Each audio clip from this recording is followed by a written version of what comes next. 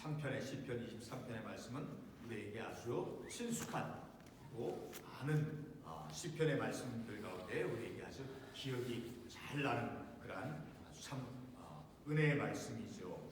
자, 오늘 첫 구절 1절에서 여호와는 무엇이라고 표현되어지고 있습니까? 여호와는 나의 목자시니 내게 부족함이 없으리로다. 자, 그 여호와는, 하나님은 나의 목자, 우리는 하나님께서 기르시는 그의 양이죠. 우리를 인도하시는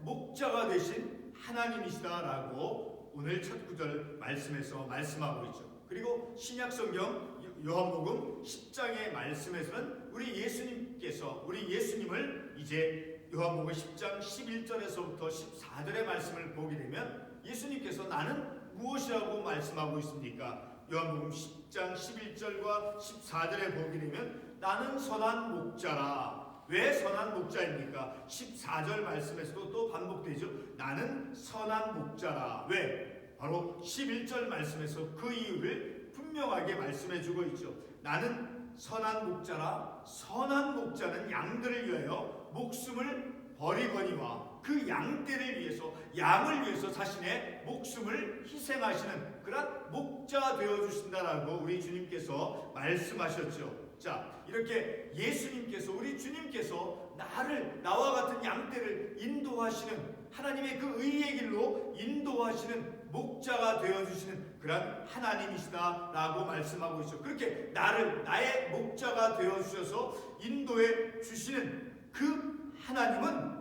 내 삶을, 우리의 삶을, 그의 양떼들의 삶을 부족함이 없게 해 주신다 말씀해 주고 있어요.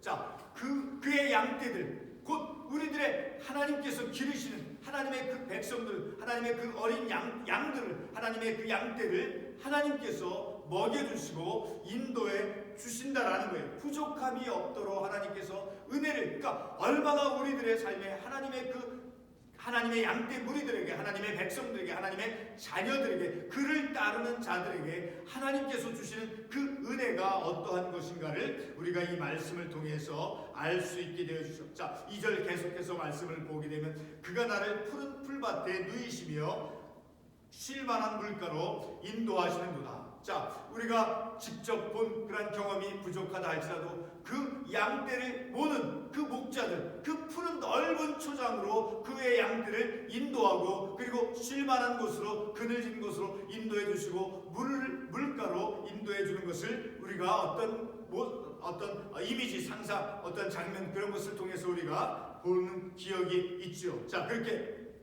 그가 나를 푸른 풀밭에 누이시며 쉴만한 물가로 인도하시는도다. 자, 이와 같은 목자 되신 그 주님, 목자 되신 하나님. 자, 그 하나님에 대해서 요한계시록 7장 17절의 말씀을 보게 되면 이런 말씀을 볼 수 있죠.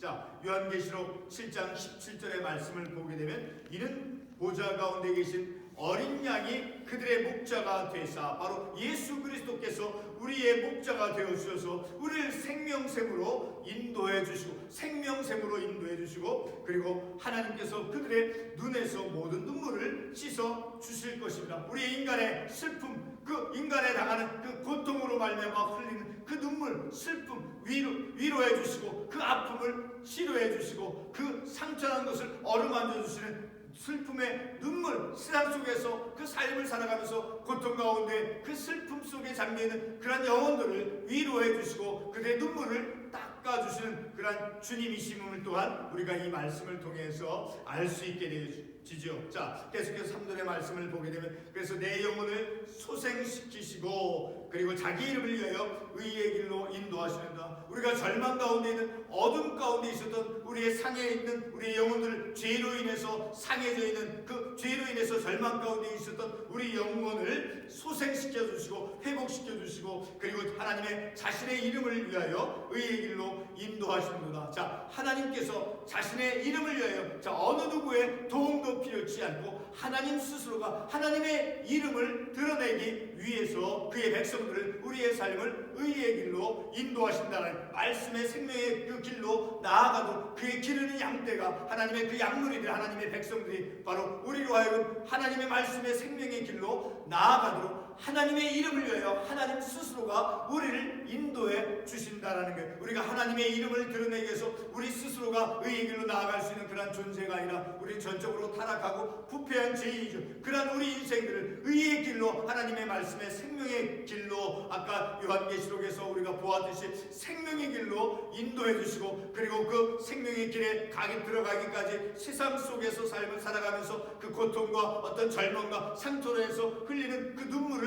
닦아주시며 이제 우리의 영혼을 소생시켜 주신다는 것을 우리가 이 말씀을 통해서 알 수 있죠. 계속해서 4절 말씀을 보게 되면 내가 사망의 음침한 골짜기로 다닐지라도, 혹 그 양무리들이, 그 하나님의 백성이 사망의 음침한 골짜기로, 그 절망과 같은 죽음과 같은 그런 골짜기로 다닌다 할지라도 해를 두려워하지 않을 것을. 왜 해를 맞을 것을, 어떤 상함을 입을 것을 두려워하지 않습니까? 바로 주께서 나와 함께 하시나. 비록 사망의 음침한 골짜기로 내가 떨어져 나가 있다 할지라도, 해를 두려워하지 않을 것은 하나님께서 나와 함께 하신다라는 거예요. 그리고 그의 주의 지팡이와 막대기가 나를 안위하시나이다. 그 목자가 쓰는 두 가지 도구, 바로 지팡이 그리고 막대기 어떤 큰 쇠뭉치를 어떤 달아서 어떤 맹수가 올 때 그것을 그 자신의 양떼를 보호하기 위해서 그것을 쓰는, 이렇게 주의 지팡이와 막대기가 나를 안위하시나이다. 바로 하나님께서 내가 사망의 음침한 골짜기 같은 그곳에 있다 할지라도 하나님께서 지팡이와 막대기로 나를 안위하시나이다. 나를 위로해 주신다는, 지켜주시어서 나를 인도해 주시어서 그렇게 하나님의 은혜가 임하는 것임을 우리가 이 말씀을 통해서 알 수 있죠. 우리 시편 46편 1절의 말씀을 한번 참고 관련 말씀으로 보도록 하겠습니다. 시편 46편 1절의 말씀 같이 한번 읽어보도록 하겠습니다. 시편 46편 1절에 하나님은 우리의 피난처시요 힘이시니 환난 중에 만날 큰 도움이시라. 하나님은 어떤 하나님이시라고 이 시편 46편 1절에서 묘사하고 있습니까? 우리의 피난처, 우리가 어떤 어려움 가운데 있을 때, 어떤 외부의 어떤 그 공격, 영적인 어떤 어려움 가운데 있을 때 우리가 피해야 될 피난처이시오. 그리고 힘이시오. 내가 어떤 절망하고 힘을 잃어버렸을 때 내게 힘을 주신 힘이시며, 그리고 어려움 가운데 그 고난 시련 가운데 있을 때 바로 내가 만날 큰 도움이시라. 어려움 가운데 있을 때, 어떤 위기 가운데 있을 때 무엇이 필요합니까? 바로 내가 다시 딛고 일어설 수 있는 어떤 큰 도움, 어떤 사람으로부터, 어떤 물질로부터 큰 도움이 되어준다라고 말씀하고 있는 것을 우리가 이 말씀을 통해서 볼 수 있죠. 우리가 세상의 어떤 본문 말씀의 4절 사망의 음침한 골짜기 같은 곳에 우리가 떨어져 나갔다 할지라도, 그곳에 놓여있다 할지라도 바로 우리 하나님께서 내게 피난처가 되어주시고 내게 힘이 되어주시고, 그리고 내가 만날 큰 도움이다라는 거예요. 위기 가운데 있을 때, 큰 어려움 가운데 있을 때, 사고 가운데 있을 때, 어떤 사건을 만나서 어려움 가운데 있을 때 무엇이 요구되고 무엇이 필요합니까? 도움이 필요하죠. 바로 내가 만나야 될, 내게 요구되어지는 그 큰 도움이시다라고 오늘 이 말씀에서 말씀하고 있죠. 계속해서 5절의 말씀을 보게 되면 주께서 내 원수의 목전에서 내게 상을 차려주시고 기름을 머리에 부으셨으니, 고대 이스라엘 관습 속에 어떤 그 손님이 자기 집에 찾아왔을 때 바로 그 관습의 모습이죠. 상을 베풀어 차려주시고 그리고 기름을 머리에 부어주는 그런 관습, 그 주인이 그 손님을 자신의 집에 찾아오는 그 손님을 환대해준 그 모습과 같이 우리 주님께서, 우리 하나님께서 우리를 그렇게 환대해주시고 친절하게 맞아주신다는 거예요. 그리고 마지막 6절 말씀, 내 평생의 선하심과 인자하심이 나를 따르니.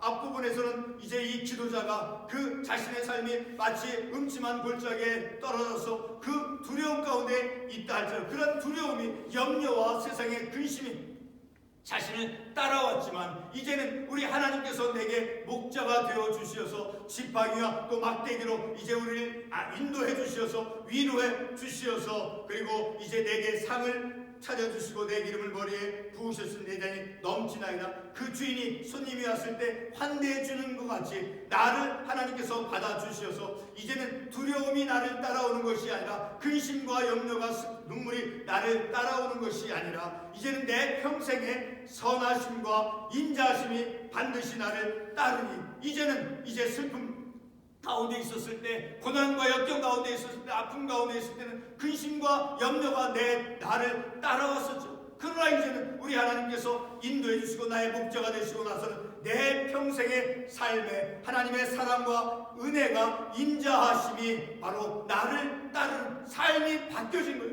요즘 사람들이 흔히 말하는 어떤 삶의 반전, 자 그렇게 우리의 삶이 역전되어진다는 거예요. 하나님께서 이제 내 평생의 삶에 내 평생에 어제까지는 과거에는 내 삶에 무엇이 따라왔습니까? 내가 어떤 사망의 음침한 골짜기든 그런 세상 속에 떨어져서 삶을 살아서 근심과 염려가 나를 따라왔지만 그러나 이제는 하나님의 그 사랑과 은혜, 인자하심과 선하심이 내 인생 내 뒤에서 나를 평생 동안 따라온다라고 말씀하고 있죠. 자, 우리 결론적인 말씀으로 시편 27편 4절의 말씀을 보고 맺도록 하겠습니다. 27편 4절의 말씀, 시편 27편 4절 말씀 같이 한번 읽어보겠습니다. 내가 여호와께 바라는 한 가지 일, 그것을 구하리. 내가 여호와께 바라는 한 가지 일, 그 한 가지 일, 그것이 무엇입니까? 그것을 구하리니 곧 내가 내 평생에 여호와의 집에 살면서 여호와의 아름다움을 바라보며 그의 성전에서 사모하는 것이라. 이 기도자는 내 평생 내가 삶을 살아가는 가운데 한 가지, 오직 한 가지 하나님께 구하는 것은, 구해야만 되는 그것은 바로 내 평생에 여호와의 집에 살면서 하나님 안에 거하면서 여호와의 아름다움을 바라보며 하나님의 그 아름다운 그 하나님의 은혜, 하나님의 사랑을 바라보며 그의 성전에서 사모하는 것이다. 하나님이 내게 주시는 그 사랑, 하나님이 내게 베풀어 주신 그 은혜, 그것을 사모하며 그것을 성전에서 사모하며 그것을 바라는 그것이 내 평생에 내가 구해야 될 유일한 한 가지라는 것이죠. 돈이 우리에게 필요합니다. 건강이 필요합니다. 사람도 필요합니다. 자, 그것이 우리에게 줄 수 있는 가장 궁극적이고 가장 값진 것입니까? 사람은 죽지요. 유한적이죠. 자, 물질은 반드시 소모되어지고 없어지죠. 건강도 평생 영원히 있을 수 있습니까? 그렇지 않죠. 그러나 하나님의 은혜는 영원한 하나님의 그 인자하심, 하나님의 그 사랑, 그 영원히 우리에게 임하는 그 하나님의 은혜와 사랑을 사모하는 그 삶을 살아가는 것이 우리가 궁극적으로 우리가 하나님께 구해야 될 바로 그것이다라는 거예요. 다시 한번 말씀 봅니다. 내가 여호와께 바라는 한 가지 일, 그것을 구하리니 곧 내가 내 평생에 여호와의 집에 살면서 여호와의 아름다움을 바라보며 그의 성전에서 사모하는 것이라. 하나님 안에서 하나님 중심도로 교회 중심도로 하나님의 은혜를 사모함 속에서 삶을 살아가는 그것을 구하며 우리의 평생의 삶을 살아가는 것이 우리의 삶에 마땅한 믿음의 삶의 모습이다라는 것을 깨닫습니다. 기도하겠습니다.